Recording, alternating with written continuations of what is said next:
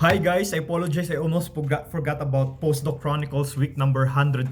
So here it is before I cook my lunch really quickly. Let's talk about first the game that I'm playing on my Switch right now, which is Dark Souls. I got this like almost maybe 2 years ago or something, like maybe 2018 or 2019 or something like that, but I only played it now, like I'm trying to I still don't feel like playing a Monster Hunter Rise, so instead I'm playing Dark Souls Remastered on a Nintendo Switch. So it's a very famous game, and finally I've been playing it right now. It's insanely tough, man. Like it's an RPG game, basically a hack and slash, some sort of adventure game with some RPG elements. But the cool thing about this is it's very tactical. Even the enemies, the what we call popcorn enemies in shmup, the easy enemies on some games where you just kill with one slash.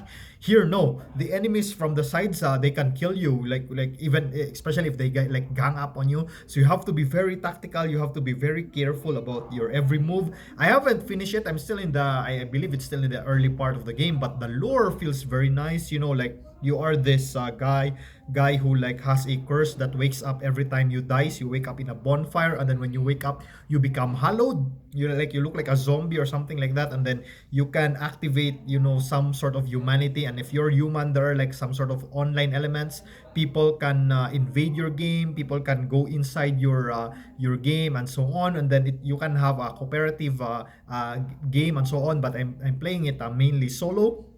So far it has been very good, but it's really very tough, and like I said, very very tactical. So if you have a Switch, or if, in fact, if you have some other consoles, because I believe on the Switch the graphics, you as usual, AAA games when converted on the Switch, the frame rate is capped at 30 FPS. So if you want like 60, I believe in the modern consoles, PS4 and Xbox 360, you can get it like up to 60. But of course nothing beats handheld gaming. So right now I'm planning to finish it before I dive into Monster Hunter Rise. But yeah, it's very tough. You will die, as like if it's your first time, you will die. That's a given in a Dark Souls. Insanely tough game, but really really very good.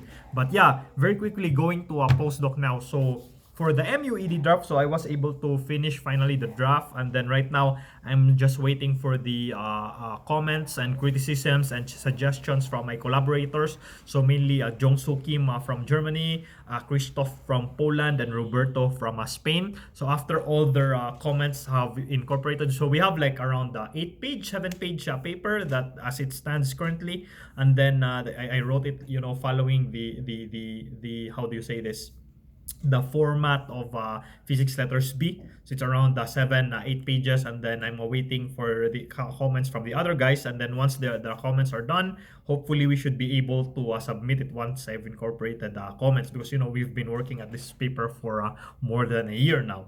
But anyway, in the PMSSM scan in Atlas, so the SUSI scan that we're doing. I mentioned in the last post of the Chronicles that we were able to solve the problem of merging the EVNT files. We have to generate them such that they have the same names. It turns out that's not the solution. So I tried it on my side. It doesn't work for me. So it turns out when Judita tried it on her side, because she told me they have to have the same name, it turns out she was trying it on sample events that are exactly the same. So if I do that, if I merge events that are exactly the same, yes, the same step runs on it. But then if I generate different events, but then have them named exactly the same, and then merge them, the same step is still there. And so we had a meeting, last Friday with the PMSM people, and then Brian suggested to us that maybe it has something to do with the DSID naming convention, because in the DSID I named them according to their sub-process. So you have like a suffix of 1 to 5, 1 to 7, and all these things, which corresponds to the different SUSI sub-processes final state. So you can have like a neutralino pair, HRGino pair would correspond to a specific 3-digit number, and all these things. So that's as it stands, that's the DSID.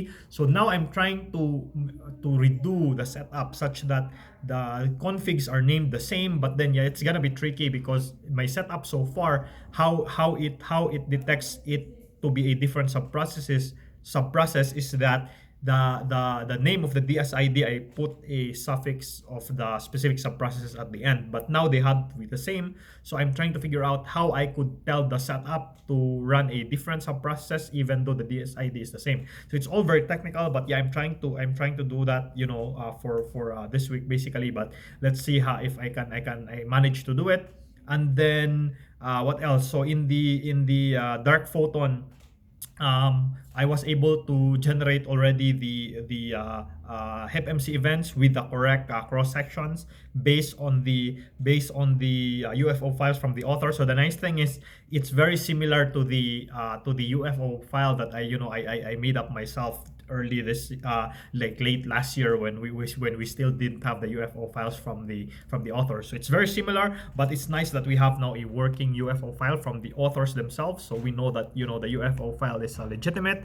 And then finally for the QT, so again I'm still on this final part of the shower uncertainty, and then again I discovered that it turns out that the automated uncertainty, while it works for the default shower mode, in VINCIA actually it was not yet implemented. So that's the reason why every time I insert uncertainty band list into the VINCIA shower mode, it's like a turned off by default because it's not yet implemented for it. And then when I tried it for diary, it's also the same case. So I suspect that the uncertainty automated variation, when you incorporate a lot of variations in one, it doesn't work in diary, but it's not explicitly mentioned in the Pythia manual. So in fact, later this afternoon, we'll have a meeting with the Pythia authors just to clarify with them whether the uncertainty variation, the automated one, is incorporated in diary, because there are variation commands in diary, but currently as it stands, it seems like you have to do them one by one instead of the automated one that you had in the